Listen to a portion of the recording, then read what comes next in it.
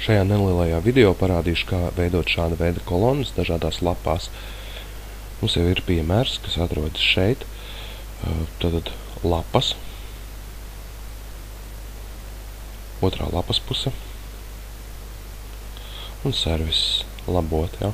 Tad mēs redzam, ka ir dažādi dizaina piemēri, tie, kas ir standarta iestādījumos, jebkuru jūs varat palabot un pastīties no iekšpuses, kā tā izskatās. Mēs labosim sadaļu servis. Tad mums ir sadaļa servis. Tad, lūk, mēs redzam pašu kodu.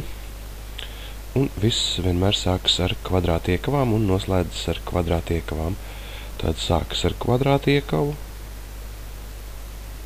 un noslēdzas ar kvadrātiekavu.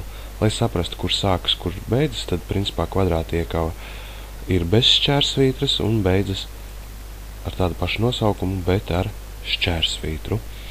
Tad pirmais šeit ir title, tad your service, mēs redzam šo te uzrakstu, tad tas ir šis uzraksts. Tad seko cits uzraksts, ja, kas arī sākas ar kvadrātiekavu. Šim uzrakstam ir papildus pievienota krāsa un noslēdzas atkal ar kvadrātiekavu un šķērsvītru. Pa vidu ir saturs. Runa ir par šo te līniju, kas ir atšķirīgā krāsā. Pašas kolonas sākas ar šādu uzrakstu. Tad šeit mēs redzam bildītas adresi starp pēdiņām, ja viņi vienmēr būs. Sākas ar HTTP. Tad tas ir links uz pašu bildīti. Dotā brīdī šī ir tāda ikoniņa. Mēs varam nomainīt uz citu. Es iešu uz sadaļu datnes. Jūs varat pievienot jaunu. Es izvēlēšos esošo. Un uzklišķinot uz katras bildes ir viņai adrese kopēt. Un tad šīs te esošās bildes vietā es spiežu Ctrl+V. Tad ieliku jaunu bildes adresi. Tālāk seko links. Jā, tad jūs šai te ikoniņai varat piešķirt linku, uzklišķinot uz kur tad cilvēks nonāks vajadzīgā lapā, ja tas ir nepieciešams. Tālāk seko pats saturs. Un poga Read More. Tā ir šī te poga.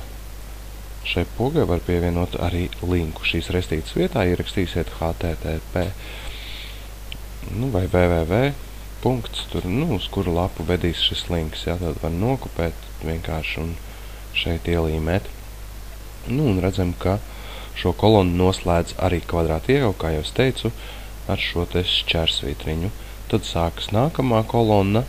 Atkal atvērošā kvadrātiekava saturs un noslēdzošā.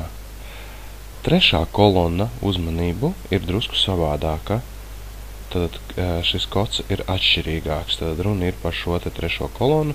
Katra trešā kolonna, šī un šī, sākas ar šādu kodu un ar šādu pašu noslēdzas, tikai starpā ir kvadrātiekava.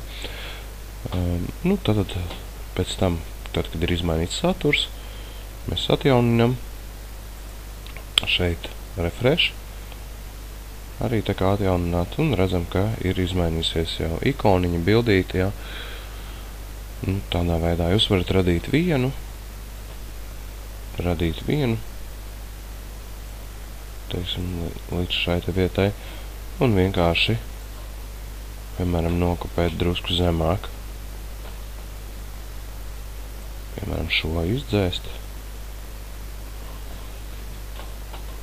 un saglabāt, pastīties, kas izmainās. Restartēju lapu. Redzam, ka jau ir divas bildītes.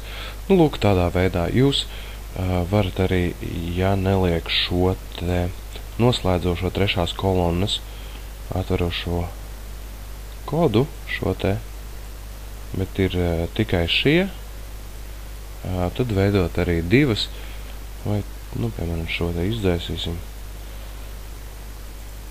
Var arī divās kolonnās, viss tas būtu varbūt 3 kolonnās. Protams, daudz kas ir atkarīgs arī no ekrāna izmēra. Lūk, šādā veidā var arī 2 kolonnas veidot. Eksperimentējiet, principā, neko slikti te izdarīt nevar mājaslapai, tā kā, vienkārši ir jāeksperimentē, paceļojiet kā jau es teicu, par paraugiem, paskatīties, kādi ir tur kodi. Šie portfolio, galerijas servis, vai arī varat paceļot pa dizaina piemēru lapu, un tad šeit šie piemēri ir jau no iekšpuses apskatāmi. Lai jums izdodas!